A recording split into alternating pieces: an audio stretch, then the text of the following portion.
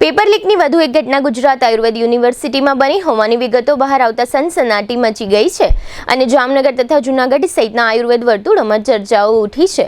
BAMSના ત્રીજા વર્ષની પરીક્ષાના પ્રશ્નપત્રમાંથી કેટલાક પ્રશ્નો પરીક્ષા અગાઉ સોશિયલ મીડિયામાં વાયરલ થઈ ગયા હતા એવો દાવો જાહેર થયો છે, જે અનુસંધાને આયુર્વેદ યુનિવર્સિટીએ તપાસનો આદેશ આપ્યો છે। 3 નિરીક્ષકોની કમિટીની રચના કરવામાં આવી છે। આ પરીક્ષા રાજ્યની 26 કોલેજોમાં યોજવામાં આવી હતી અને આશરે 2000 જેટલા વિદ્યાર્થીઓએ આ પરીક્ષા આપી હતી। આયુર્વેદ યુનિવર્સિટીના કુલપતિ નરેશ જૈને આ અંગે વિગતો આપતા કહ્યું છે કે આ કથિત પ્રકરણની તપાસ ચાલુ છે। તપાસ સમિતિનો રિપોર્ટ આવ્યા બાદ જો કોઈની સંડોવણી સામે આવશે તો યુનિવર્સિટીની ગાઈડલાઈન મુજબ કડક કાર્યવાહી કરવામાં આવશે।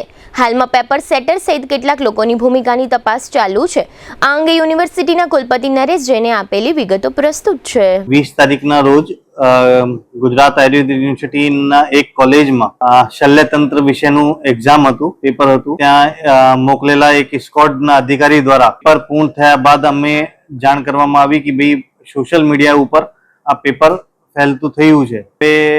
આ જોવાની વિષય છે કે ભાઈ એક કોલેજની અંદર થયું, એક્ઝામ પહેલા થયું છે કે એક્ઝામ પછી થયું છે। એક્ઝામ પછી અમારે ધ્યાનમાં આવ્યું છે કે આવી ઘટના બની છે। બધા કોલેજોમાં એક પણ એ વિશે ધ્યાન દોરીને કે ભાઈ જે લોકો વિદ્યાર્થીઓ એની સાથે જોડાયેલા હતા અથવા કોઈ અધિકારી જોડાયેલો હશે આ કૌભાંડની અંદર, તો એને જે કમિટી બનાવી છે એના દ્વારા એક્સપોઝ કરવામાં આવશે અને યુનિવર્સિટીના એક્ટ અને રૂલ્સ રેગ્યુલેશન હિસાબે એના ઉપર શિક્ષાત્મક કાર્યવાહી કરવામાં આવશે।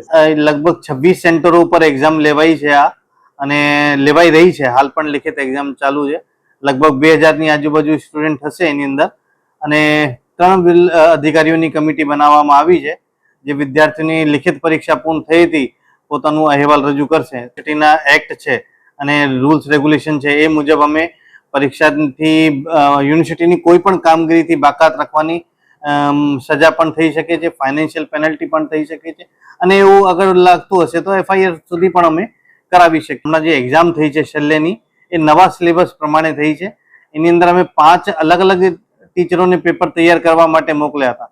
હવે ત્યાંથી કોઈએ કઈ રીતે લીક કર્યું એ તપાસનો મુદ્દો છે, તો એ ખ્યાલ આવશે તો અમે તરત જ એના ઉપર એક્શન લેશું।